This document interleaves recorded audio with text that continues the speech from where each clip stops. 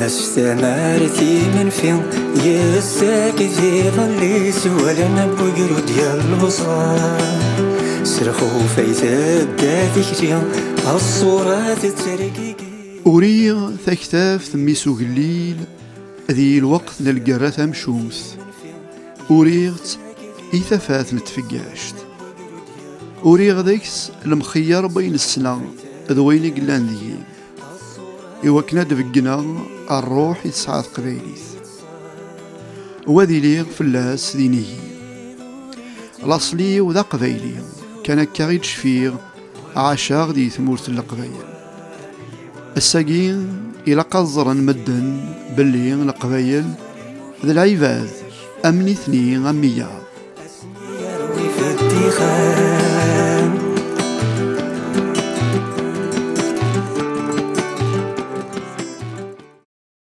Pharaon est né à Tizi Ibel en 1913, plus précisément, comme il le dit aux environs du 17 février. L'histoire dit, bon, l'état civil dit qu'il est né le 8 mars. Bon, c'est la date que nous comptons, mais en fait, il a dû naître, on a calculé qu'il a dû naître vers le 17 ou 18 février 1913. Il a été à l'école, c'est M. Amhis qui l'a inscrit à l'école de Tizi Ibel. La première année, bon, comme le fils du pauvre, il n'était pas un élève doué.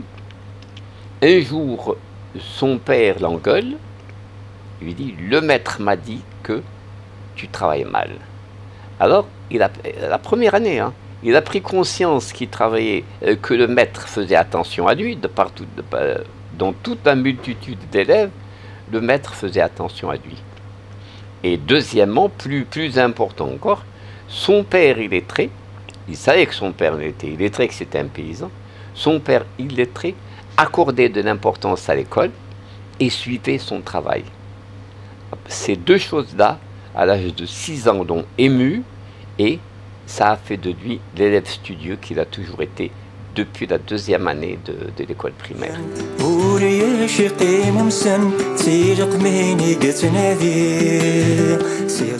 Il a fait le PS de Tizi Ouzou, l'école primaire supérieure de CEM d'aujourd'hui.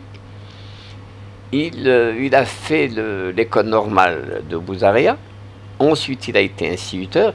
Et toujours parce que c'est quelqu'un qui aimait qui croyait dans les vertus du travail, qui aimait le travail bien fait. Il a été bien noté dès les débuts. Dès les débuts, le maître l'inspecteur primaire a noté qu'il se dégageait que Pharaon dégageait beaucoup de respect devant ses élèves, que les élèves l'écoutaient avec attention, que ses classes étaient bien tenues, que les préparations étaient faites, alors que c'était dans un village perdu dans le Jura. Il ne s'attendait même pas un jour à voir l'inspecteur. Et ben bon. Et là, sa première note, je crois, a été un 14 sur 20. La première année, 14 sur 20. Il faut avoir au moins 10 ans pour avoir 14 sur 20. Il a eu 14 sur 20 tout de suite.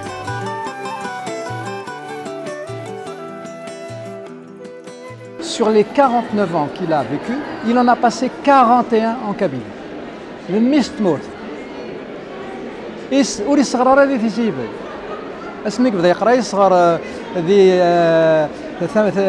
توريث عدنان ومن بعد يروح عرث ابو دريس الجهه يكون بني دوله ومن بعد يروح يقيم سي 46 ارميل 52 6 سنين هي توريث موسى. Il a formé des générations entières Boresh Tourit Moussa. Et il a vécu très humblement aussi.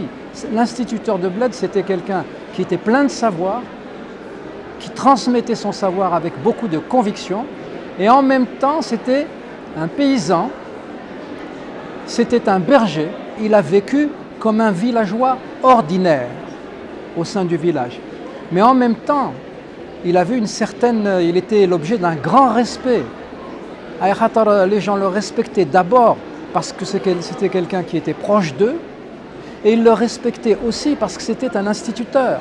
Il a conquis le métier du savoir. Et pour nous, être instituteur, c'était vraiment quelque chose de très très important. Ça veut dire نتا وما نفك دريالنا باش كني نسكشم ثم سنين باش كني ندفق سي الميزيرياني قواد كثلا. Et ça, Pharaon, c'est quelque chose qu'il faut lui reconnaître, c'était un humble parmi les siens.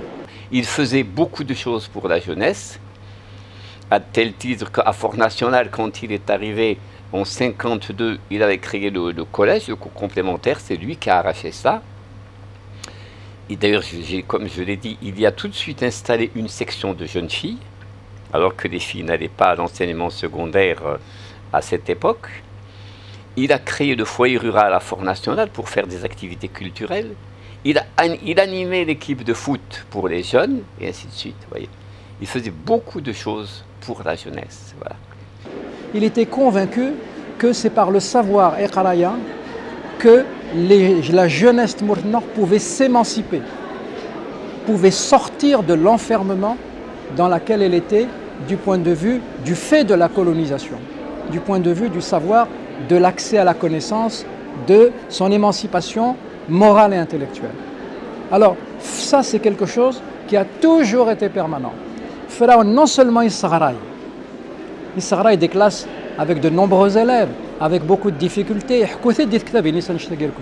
non seulement il s'agraille, mais il a produit des œuvres pédagogiques.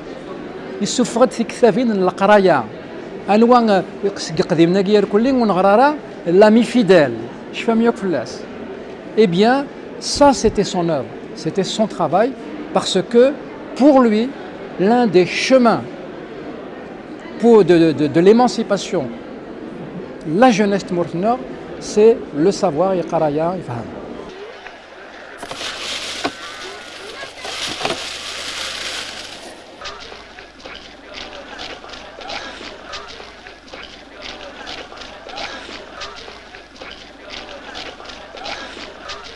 Le problème de la guerre de libération nationale, le problème de la révolution des Algériens vis-à-vis des Français, c'est que pendant 130 ans, ils ont refusé de nous voir. Ils ne peuvent récolter aujourd'hui que ce qui est le contraire de l'amour. Je vous ai vu en 1937 à Tizi Ouzou. Nous étions alors bien jeunes. Vous écriviez des articles sur la Kabylie dans Alger Républicain, qui était notre journal. Puis j'ai lu La Peste et j'ai eu l'impression d'avoir compris votre livre comme je n'en avais jamais compris d'autres. J'avais regretté que parmi tous ces personnages, il n'y ait eu aucun indigène et qu'Oran ne fût à vos yeux qu'une banale préfecture française. Oh, ce n'est pas un reproche. J'ai pensé simplement que s'il n'y avait pas ce fossé entre nous, vous nous auriez mieux connus, vous vous seriez senti capable de parler de nous avec la même générosité dont bénéficient tous les autres.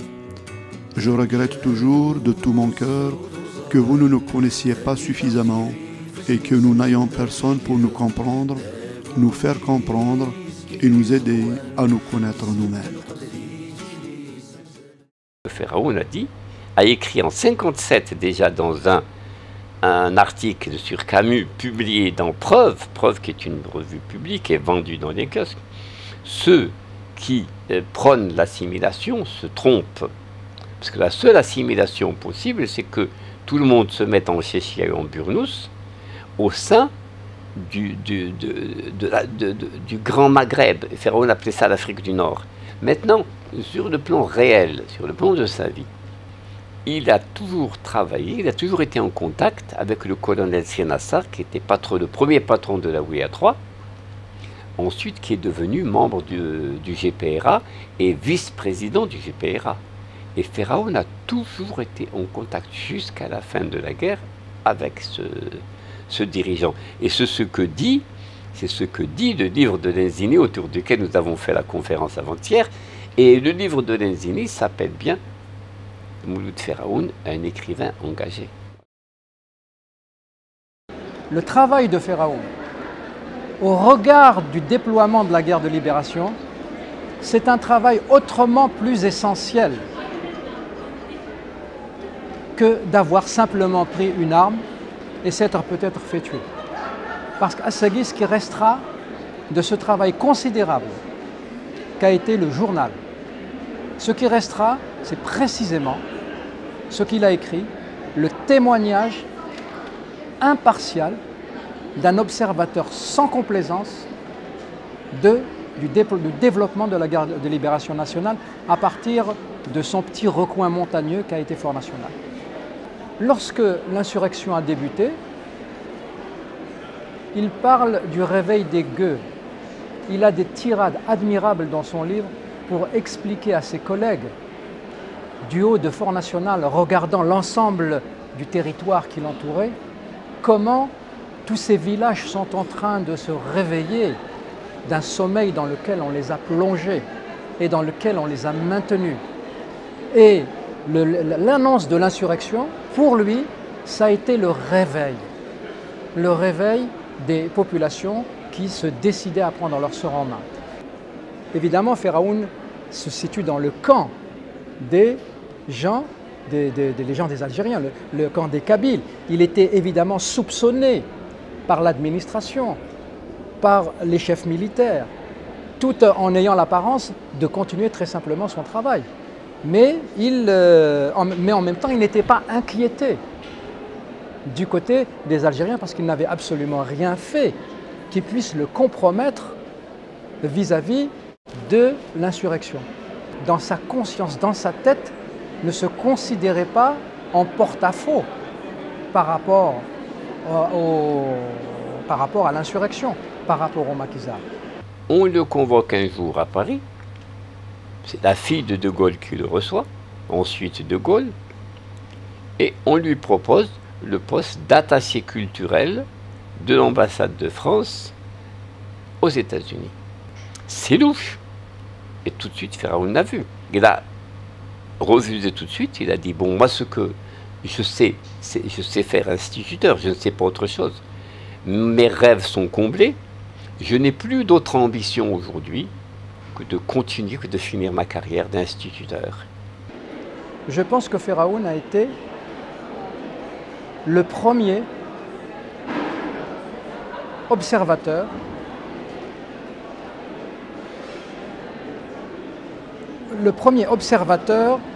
du déroulement de la guerre d'Algérie.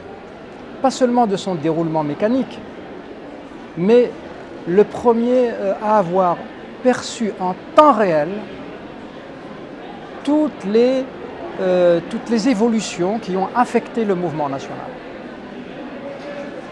toutes les déviations qu'il a subies et toutes les transformations qui ont amené un mouvement de libération, d'émancipation, qui avait pour objectif initial de changer la situation des Algériens, pas seulement par la conquête du drapeau ou de la souveraineté nationale, mais un changement réel de leur situation, c'est-à-dire une émancipation sur le plan de l'éducation, sur le plan économique, sur le plan du développement de leur pays, sur le plan d'une vraie indépendance politique, économique, d'un pays démocratique, avec une pluralité d'expression, le droit à l'existence de tout ce qui caractérise ce pays dans toute sa diversité. Je crois que là-dessus, ça a été un peu raté. Et si on lit bien le livre de Feraoun, on comprend pourquoi ça a été raté. Parce que son livre, c'est le miroir du développement des événements de la guerre d'Algérie. Son journal le dit clairement, j'allais dire, ses correspondances avec des grandes personnalités de littérature, Robles et d'autres, et Camus et les autres, ces correspondances aussi nous fait découvrir que Mouloud Feraoun était un écrivain qui médite sur la vie. Il avait une grande méditation sur ce qui se passe dans la vie quotidienne. C'est un écrivain de la quotidienneté, c'est un écrivain du quotidien de l'Algérie dans les années 50. Feraoun croyait, jusqu'à une certaine époque, ont la possibilité d'une Algérie algérienne, indépendante, mais plurielle. Ils considéraient que les Français d'Algérie étaient des Algériens et que leur devoir, c'était de défendre leur patrie algérienne. Ils ont cessé d'être des Français à partir du moment où ça faisait plus de 100 ans qu'ils étaient en Algérie. Et que leur devoir, c'était de défendre l'Algérie indépendante. Ça a été tout l'objet de ces échanges et de ces prises de position à l'égard de Robles, Camus et tous ses amis libéraux. Il les a interpellés pour qu'ils prennent position en ce sens, ce qu'ils n'ont pas fait. Et lorsque, de façon délibérée, les Européens d'Algérie ont fonctionné dans la logique des ultras, c'était fini, c'était perdu. Cette Algérie plurielle était condamnée. D'ailleurs, du côté du FLN aussi, il y avait des gens qui ne souhaitaient pas du tout qu'en Algérie, il puisse y avoir une communauté issue d'une communauté différente.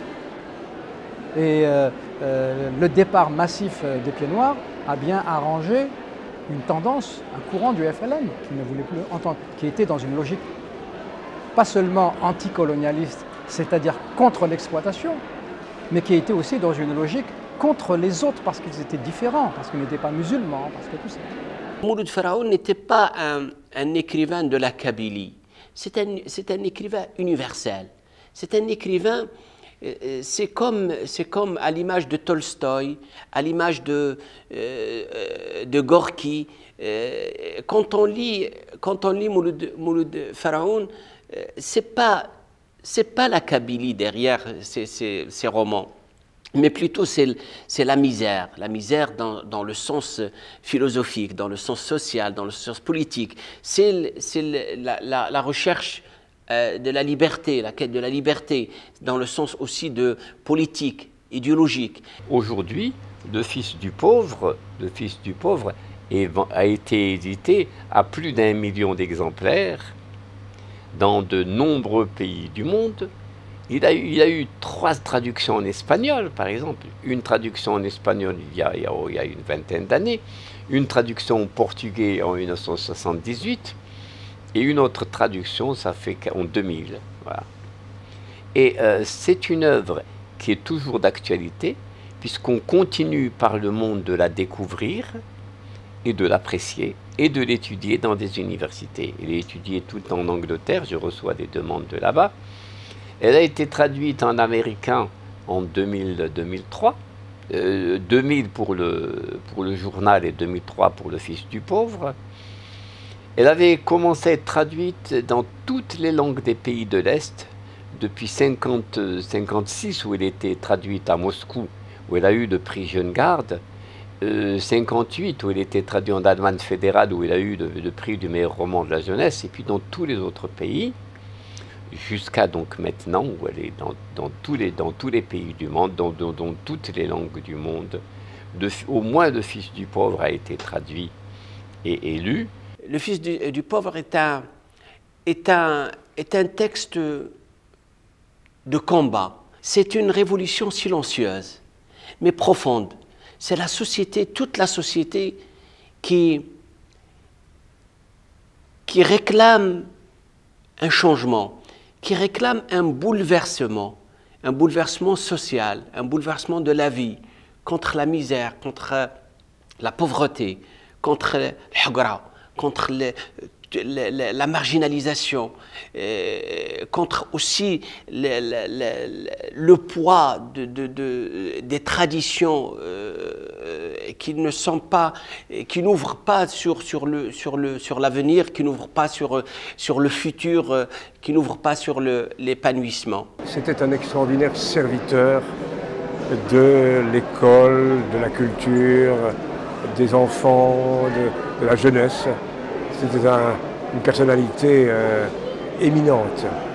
Et la violence monstrueuse de l'OAS, qui était une organisation terroriste, s'attaquait à toutes sortes de gens. Et naturellement, généralement, ils choisissaient leur cible, des Algériens, des Français qui incarnaient cet idéal de liberté et de courage. Donc je suis très heureux qu'on le célèbre et qu'on ne l'oublie pas, car il est une des belles images de, je dirais, de certaine manière, de la vraie amitié franco-algérienne. Celle qui est fondée sur la culture, l'école, le progrès. Voilà. Et je suis heureux d'avoir contribué à fixer son nom sur une des salles du ministère de l'Éducation nationale en 2000-2001.